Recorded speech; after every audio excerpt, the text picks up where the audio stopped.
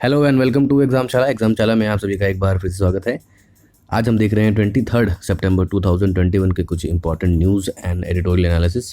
तो चलिए शुरू करते हैं, लेकिन इससे पहले शुरू करें, kindly do like share subscribe our channel on YouTube. You can follow us on Instagram, Facebook and Telegram. Now let us move on to the main content. First news is very important regarding the internal security. आंतरिक सुरक्षा से जुड़ा एक बहुत ही important मुद्दा है, that is an Ravi, जो कि नागा पीस लोक्यूटर और नागालैंड के गवर्नर भी थे। उन्होंने रिज़ाइन कर दिया है and he is being shifted to the Tamil Nadu. So he will be shifting to the Tamil Nadu Raj Bhavan as the governor of the Tamil Nadu.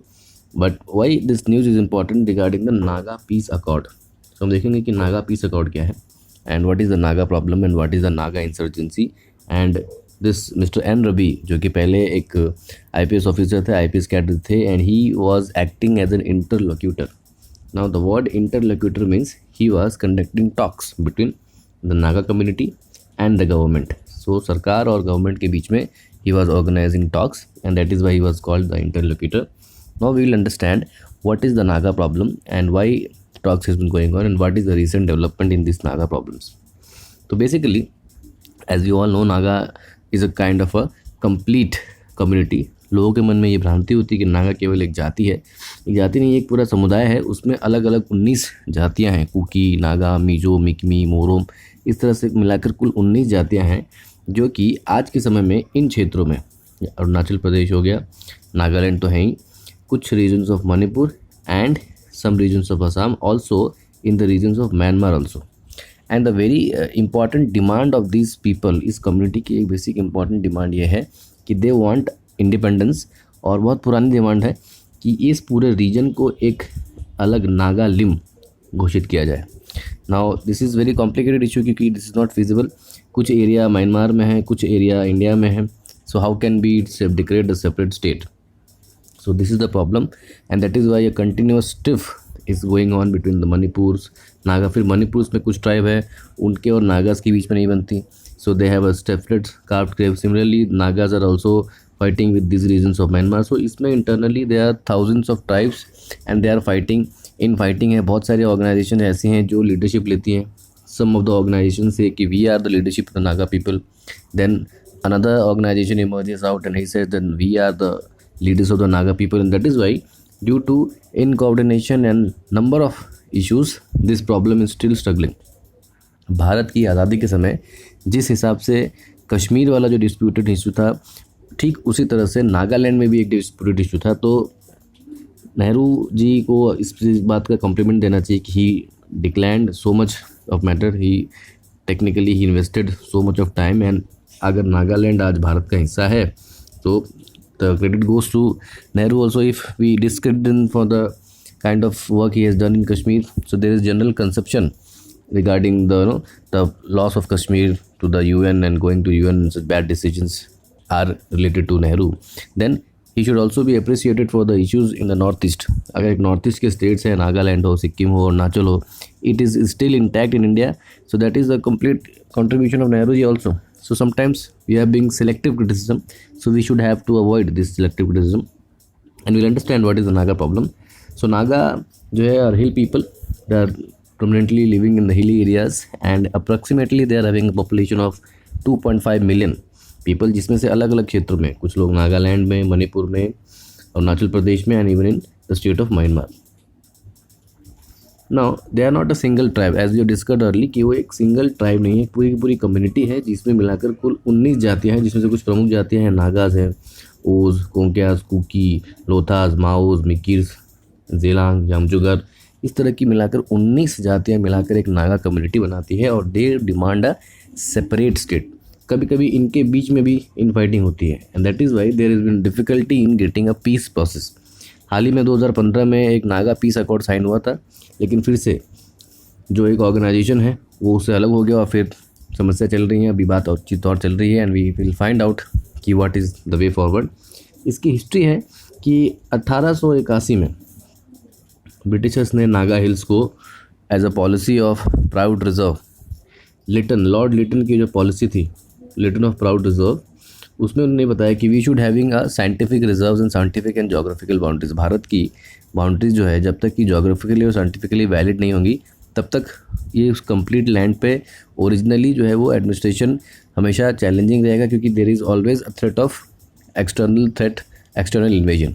और इसीलिए उनने KGB खैबर गोमाल बोलन पास वेस्ट में पाकिस्तान रीजन से दुरान लाइन वाला समझौता कर लिया, और ईस्ट में नेपाल के कुछ रीजन्स हो, तिब्बत के कुछ रीजन्स हो, म्यांमार के कुछ रीजन्स हो, और उसी रीजन में नागा हिल्स को भी उन्होंने कैप्चर किया इन 1881। एंड उसी वक्त से जो है Naga became the territory of the British India and then later carried out. उसी के साथ में जब एक डेवलपमेंट होती है 1918 में, there is a conference called Naga nationalism के ग्रुप, नागा नेशनल क्लब फॉर्म होता है इन 1918, और वहीं से कहीं ना कहीं एक नागा नेशनलिज्म का उद्गम होता है। 1946 में Naga national council AJ piezo जो इनके बहुत ही प्रोमिनेंट लीडर थे उनके लीडरशिप में शुरू होता है, and they starts for demanding a separate Nagaland state. और उसी समय से 14 अगस्त को भी वो अपने इंडिपेंडेंस खुद ही डिक्लेयर कर देते हैं, just like Pakistan Kashmir regions, and that is why there starts a separate problem since it was not in the mainland, तो इतना न्यूज़ में नहीं रहा कभी, but it is still a problem in that region. और कंटिन्यूसली प्रोसेस चलती आती है। 1964 में एक सीज़ फायर एग्रीमेंट साइन होता है। 1975 में शिलोंग अकॉर्ड होता है, जिसमें ये कहा गया था कि there will be no firing, ना तो Nagas will fire on the Indian army और no the Indian army will fight with the Naga army, and they will shut down weapons. लेकिन फिर उस समय ये लोग कुछ लोग उस डील्स को साइन कर लेते हैं, लेकिन बाकी के जो मेंबर्स हैं they move out of India, they get support from China, they get support from the ISI through Bangladesh region, eastern Pakistan से उनको सपोर्ट मिलता है, and then they create an organisation जिसका नाम होता है NSCN। 1980 में एक ऑर्गेनाइजेशन का फॉर्म होता है जिसका नाम आप काफ़ी न्यूज़ में सुनते होंगे, NSCN, that is Naga national socialist council of Nagalim. वही नागालिम, ये रीजन, कंप्लीट रीजन को ये कहते हैं Nagalim, and they are demanding a separate country that particular region. और उसी के आगे चलकर दो पार्ट बनते हैं 1988 में, NSCN-K यानी कि खापलांग एंड NSCN-IM आइजैक और मीवा।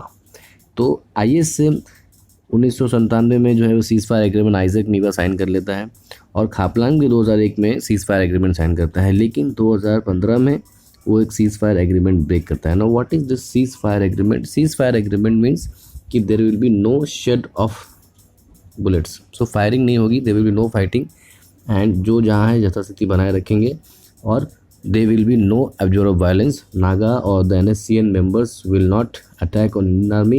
Neither the Indian army will take out the aggressive covert operations and searches. But 2015 में ये उस सीज़ फायर को ब्रेक करते हैं क्योंकि they are not ready with the Naga peace accord. होता ये है कि इसमें जो NSCN में बहुत सारे सब ग्रुप्स बन जाते हैं, उसमें से कुछ ग्रुप्स जो इंडियन गवर्नमेंट के साथ डील साइन करके they want peace, but there are some groups those who want attention, those who want the leadership of that particular regions are not in aware, and उसी में छोटी छोटी घटनाएं, local blast, local killings, local attacks on the troops are continuously running on। और इसीलिए फिर जो 2015 में नागा पीस अकॉर्ड साइन होता है, उसके बाद एक NSCN-K वाला ग्रुप जो है वो सीज़ फायर ब्रेक कर देता है, and that leads to a further demolition that particular region. उसी बीच में आप देखेंगे कि नागालैंड स्टेट को भी एक स्टेटहुड दी जाती है। पहले असम का पार्ट रहता है, इससे पहले वो नेफा का पार्ट रहता है, north east frontier states, then it become states also.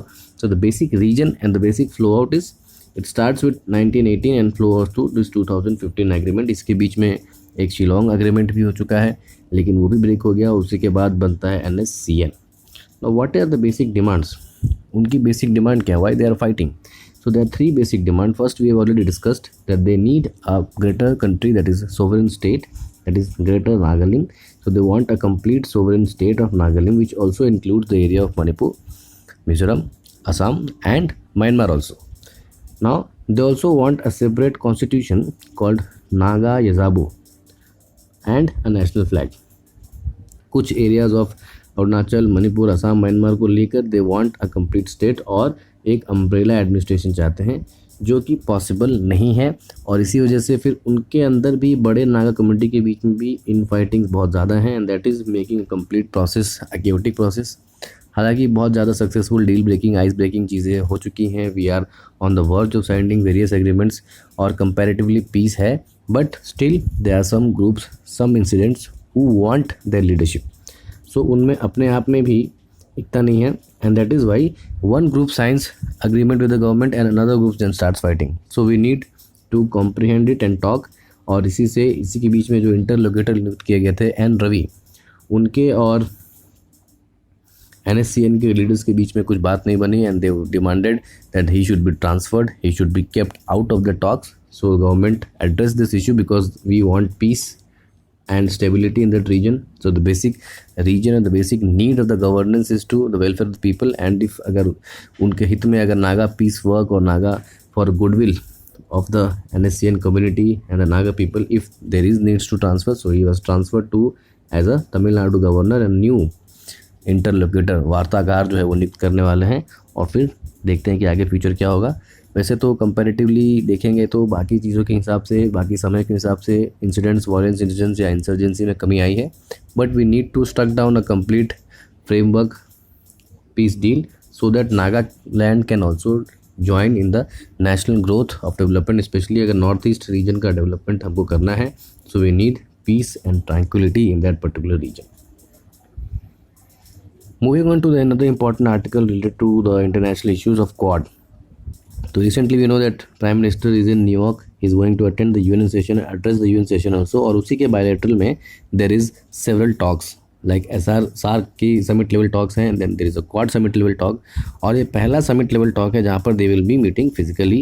So बहुत सारी चीज़ें हैं इसमें. अमेरिका को अपनी क्रेडिबिलिटी शो करने का फिर से एक मौका मिल रहा है, जिस तरह से अफगानिस्तान में चीज़ें हुई, and the moment and the picture which the American troops leaving their weapons, leaving their helicopters, missiles, tanks in Taliban region and running away, कहीं ना कहीं उसने अमेरिका की क्रेडिबिलिटी को ख़राब कर दिया. and that is why they need to rebuild it, re-strengthen it. और ये ऑथर यहाँ पर ये कह रहे हैं कि if America wants it's credibility back तो उसको क्वाड में करके कुछ चीज़ें दिखानी होंगी. और ये onus is on the United States to convince its partner कि जो अफगानिस्तान में हुआ है उस तरह का एक्सपीरियंस बाकी जगहों पर नहीं होगा. Because at the end of the day Americans are showing to the credibility of the world. If really they want to become the superpower and the global economic hub, they need credibility and they have to show it. और उस quad की meeting में कुछ जो मुद्दे आने वाले हैं वो है, जैसे कि हम डिस्कस कर रहे हैं कि AUKUS, ऑस्ट्रेलिया, UK, US वो भी इंडो पैसिफिक रीजन में ही है, तो उसका क्या इम्पैक्ट होगा. सो ये सारे जो इम्पैक्ट्स है उस क्वाड की मीटिंग पर इफ़ेक्ट करने वाले हैं. उसका आउटकम है that is going to be analysed. और भी कॉन्सिक्वेशन डेवलपमेंट एक 16 सितंबर को ये हुआ कि यूरोपियन यूनियन ने भी इंटरेस्ट दिखाया है. So EU has also showed some interest in the Indo Pacific regions. So they are lot of players, multiple players are taking interest and most of them are against the Chinese aggressive नीतिज. So how Quad is going to challenge them, how Quad is going to accommodate, किस तरह से quad इन सारी चीज़ों को accommodate कर सकता है, दैट इज़ वेरी इंपॉर्टेंट. और ये फ्यूचर डिसाइड करेगा कि क्वाड की क्रेडिबिलिटी क्या होगी, what is going to be the credibility of the Quad. और क्वाड को भी कुछ चीज़ें अब करनी होंगी. दे हैव टू इंस्टीट्यूशनलाइज, जिस तरह से अदर समिट लेवल टॉक्स हो, G7 हो, G8 हो, G20 हो, इस तरह से we also the Quad also needs to institutionalise a complete framework, commitments, objective, visions पर हमको काम करना है. रिसेंटली जो अगले साल हमने देखा था, पिछले साल की there was a joint vaccination programme start किया गया था क्वाड के द्वारा, वो अपने ट्रैक पर चल रहा है, seems to be running the track. Similarly दो ओरैन प्रोग्राम है for interoperability of the 5G, एक ऑल्टरनेटिव हुआई के अगेंस्ट में एक ऑल्टरनेटिव 5G टेक्नोलॉजी बनाने की बात चल रही थी जिसमें क्वाड का कॉपरेशन ज़्यादा होगा. That is also going to run. So कुछ जो इनिशिएटिव्स, ऑब्जेक्टिव्स, गोल्स क्वाड ने सेट किए थे, they are definitely going to achieve, but a lot more needs to done to institutionalize and complete mechanism, एक complete objective बनाएं. खास करके भारत के लिए ज़्यादा इंपॉर्टेंट हो जाता है क्योंकि क्वाड में से बाकी 4 कंट्रियों में से केवल एक ही देश, भारत ऐसा देश है जिसके साथ चाइना की डायरेक्ट बाउंड्रीज है. And we need to fix and we need to have a proper result. ऐसा नहीं कि जब चाइना से रिलेशन ठीक हो तो हम क्वाड में इंटरेस्ट ना दिखाएं और जब रिलेशन ख़राब हो तो हम क्वाड में इंटरेस्ट दिखाएं. तो Quad needs to work completely और इंस्टीट्यूशनली. सिमिलरली उस रीजन में क्वाड है, AUKUS है, यूरोपियन यूनियन भी है. So we need to build a complete comprehensive partnership so that अगर क्वाड को बढ़ाकर और भी रीजन्स को, लाइक माइंडेड कंट्रीज़ को उसमें इंक्लूड करना पड़े, so we should include it, and that is why we can create a counter force against the Chinese expansion, और we need to express our areas, we need to expand the areas of cooperation in infrastructure, connectivity, education, cyber security, maritime security, and even for the more of the economic interest, that is the blue economy. How these four nations, which all are maritime nations, can cooperate in blue economy like minerals, resource emergencies, fisheries, and also in the environmental cooperation as well. So if the Quad really wants to become relevant, what it needs to do, it really needs to encompass and enlarge its strengths, its dimensions, and the more it will be having multi-dimensional, the more comprehensive and the more relevant it will be in the modern day world. Only acting against a grouping, against a so-called meeting against the Chinese interest will not be work. We'll have to set out a complete set work and institutionalize the mechanism so that it can be relevant, just like the other groupings like G7 meetings or G20 meetings or even BIMSTEC, etc.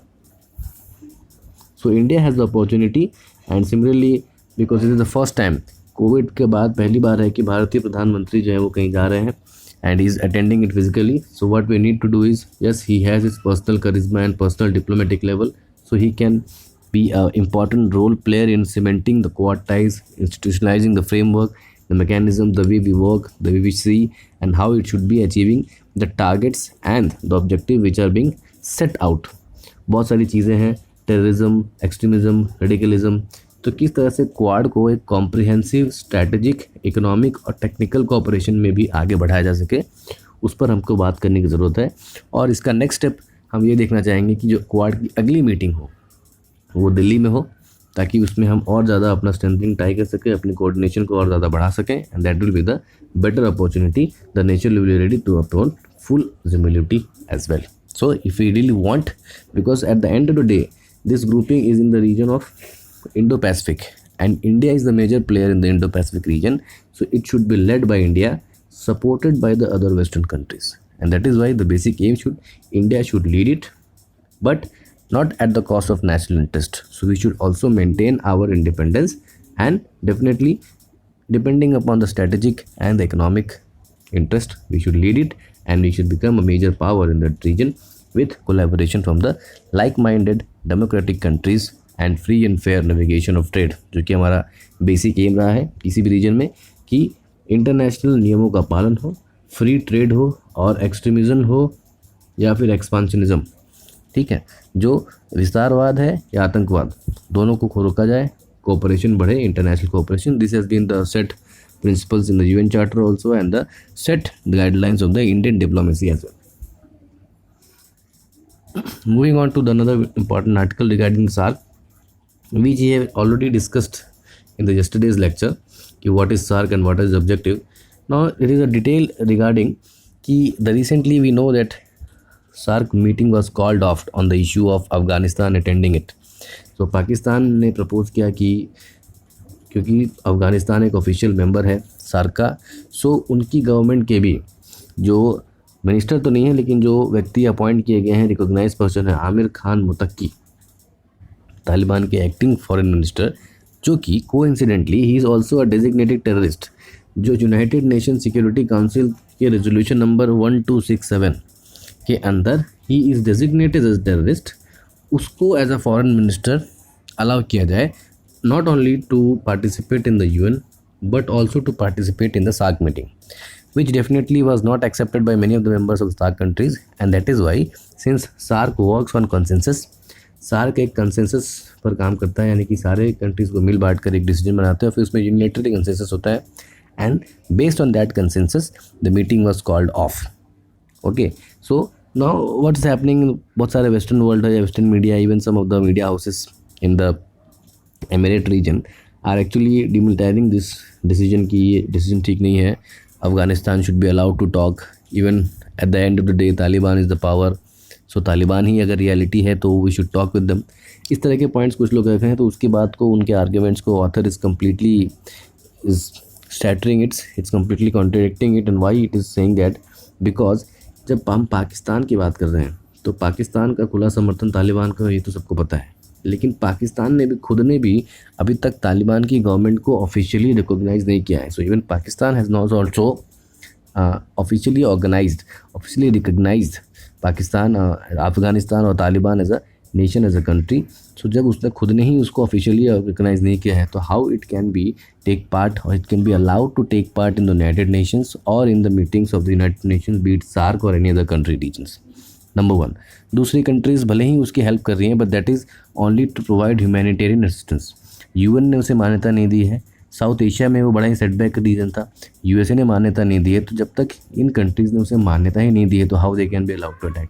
सो ये जो argument है कि आपने उसको exclude करके आप global diplomacy में challenge करें, this is not going to work because Pakistan itself has not given any kind of recognition to Taliban as well. Secondly, the persons who have said, council cabinet के जितने मिनिस्टर्स हैं उसके सारे के सारे डेजिग्नेटेड टेररिस्ट हैं in the United Nation Security council.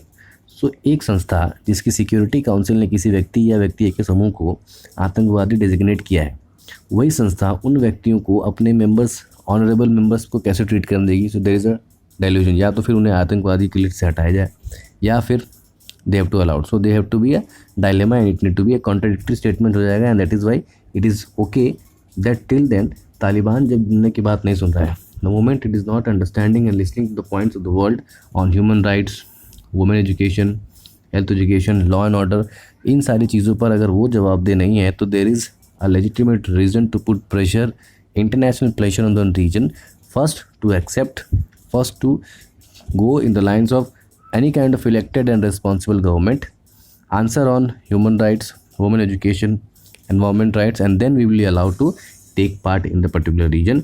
और ये जो मूव है कि सार्क के प्रेसिडेंट सिंह को, सार्क को एक प्लेटफॉर्म बनाया जाए आतंकवादियों को रिप्रेजेंट करने के लिए पाकिस्तान द्वारा, टू लेजिटिमेटी. पाकिस्तान की ये कोशिश थी कि IEA, जो कि अफ़गानिस्तान का नया नाम है, that is Islamic emirate of Afghanistan, उसको एक लेजिटिमेसी मिल जाए. द मोमेंट जिस तरफ से जैसे ही वो सार्क के मीटिंग में पार्टिसिपेट करेगा, तो IEA को ऑफिशियली रिकॉग्निशन मिल जाएगी कि वो एक देश है. तो सार्क का और पाकिस्तान का ये जो बैक चैनल अटेम्प्ट था वो फेल करना ज़रूरी था. And that is why the decision to not to allow the Afghanistan in SAARC is well and justifies and it is the meeting, it is very good. Now what is going to be the other regions, क्योंकि सार्क अपने mandate के हिसाब से, objective के हिसाब से काम नहीं कर रहा है due to the tension between India and Pakistan. So बहुत पहले एक डील बनी थी कि सार्क -1 चीज़ों की तरफ हम आगे बढ़े, we should also retreat to SAARC -1. और there is even time to move toward the alternate organisations like BIMSTEC और any other South Asian union.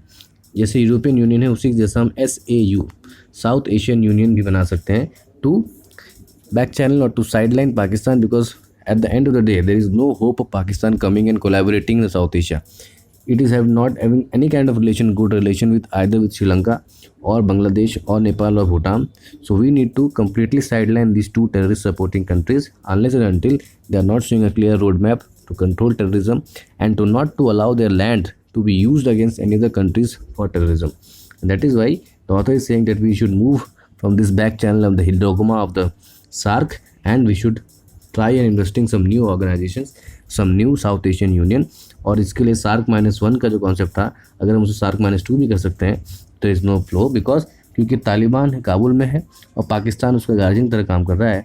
तो कॉपरेशन साउथ एशिया में तो आपको खास करके जो सेंट्रल पाकिस्तान रीजन में there is no cooperation is going to be seen. So what we need to do is we need to develop an alternate strategy. Definitely India will have to lead it because India is a major power in that region, and that is why we should try and eliminate those terrorist activities and terrorist supporting powers. So this was all for today's video. We'll see you in the next lecture. Till then, Jai Hind.